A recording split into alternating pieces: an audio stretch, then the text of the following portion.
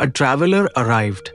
He had been wandering for months, not searching for palaces, not seeking scriptures, but searching for a simple clarity. Everywhere he went, he heard thousands of teachings about meditation, breath, mantra, devotion, renunciation. But one question kept echoing inside him, a strange question that nobody took seriously. He wondered, is food really connected to enlightenment? Is it possible that something as ordinary as eating can shape something as extraordinary as consciousness? People laughed when he asked. Some told him, enlightenment is a sacred thing, not something to be mixed with vegetables and chapati. Some mocked, first become enlightened, then think about food. But something inside him dared him to go deeper. One morning, he sat by an old riverbank, and for the first time, he noticed that whenever he ate heavy, violent, stale food, his mind became noisy, irritated, restless. When he ate fresh, simple, conscious food, something became light inside. He could feel silence more easily. He could sit longer in meditation. That day something shifted in him. He said, if the body is the house, then food is the bricks. If the mind is the lake, then food is the rain. And with that realization, he began his journey to meet Adi Shankracharya. His journey was not easy. Some days he slept in silence under open skies. Some days he slept near small fires shared by strangers. On some days he had fruits to eat. On some he had nothing but water. On certain days he ate in awareness and felt light, alert, calm. On other days he ate hurriedly, unconsciously, and felt heaviness, moodiness, and distraction. Every experience confirmed one thing. Food was not just feeding his body. It was shaping his mood, his thoughts, and even his silence. After a long journey, he reached the quiet ashram of Shankara. It was a place without noise, without ceremony, without any visible structure of worship. There were no decorations, no loud chanting, no rituals. Only a deep atmosphere of silence, as if time had forgotten to move there. Adi Shankracharya was sitting under a neem tree, not teaching, not reciting, just sitting in absolute stillness. Around him was not noise, not chanting, not disciples, but a silence that seemed older than the traveler, older than time, older than thinking. The seeker bowed and said gently, Master, I do not want to ask about scriptures, rituals, or philosophies. I have only one question. Is food really connected to enlightenment? If yes, then tell me, what is the right art of eating? Shankara opened his eyes slowly, and there was no surprise in them. Only clarity, like a still pond reflecting the full moon. He spoke very slowly. When food is pure, the mind becomes pure. When the mind becomes pure, clarity arises. When clarity arises, liberation is not far. The seeker was silent. He had heard these words before, but this time they did not sound like philosophy. They sounded alive. They sounded real. Adi Shankara continued, Food is the doorway between the physical and the spiritual. Food is not outside you. It becomes you. Food becomes flesh. Flesh becomes breath. Breath becomes thought. Thought becomes your state of consciousness. And that consciousness becomes your life. He paused and said, Food is not just nutrition.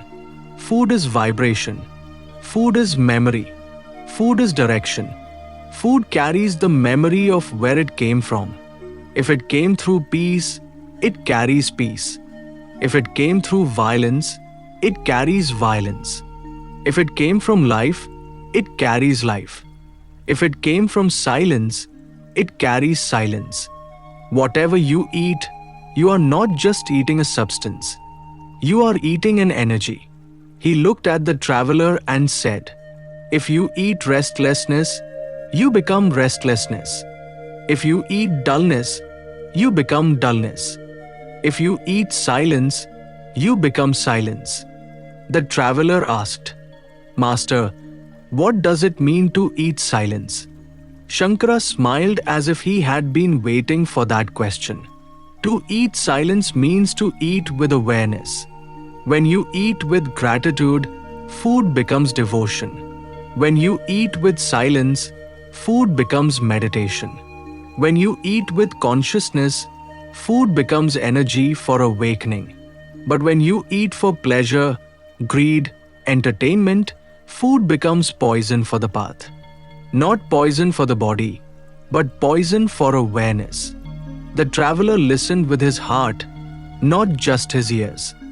Shankara continued, "Eating is not just a physical act. It is an exchange between you and existence. Food is the life that nature has prepared for you. But you must be ready to receive it rightly. If you receive it with greed, it worsens your state. If you receive it with awareness, it deepens your silence. Before you eat, pause. Look at the food, not with hunger, but with reverence. The journey from hunger to reverence is the beginning of conscious eating. The journey from hurry to slowness is the beginning of meditation. Do not eat while arguing. Do not eat while thinking. Do not eat while worrying. Do not eat while scrolling. Eating must become silent. Eating must become sacred. Because when you eat, you are not just feeding the body, you are shaping the mind. He continued, "Chew slowly, taste it deeply, not as a hungry animal, but as a silent receiver of life. Do not fill the stomach. Nourish the body. Nourishment and fullness are not the same. When nourishment ends, harm begins. Listen to the body. It always knows when it is satisfied. But hunger speaks loudly, and satisfaction speaks softly. Only a silent mind can hear the voice of satisfaction.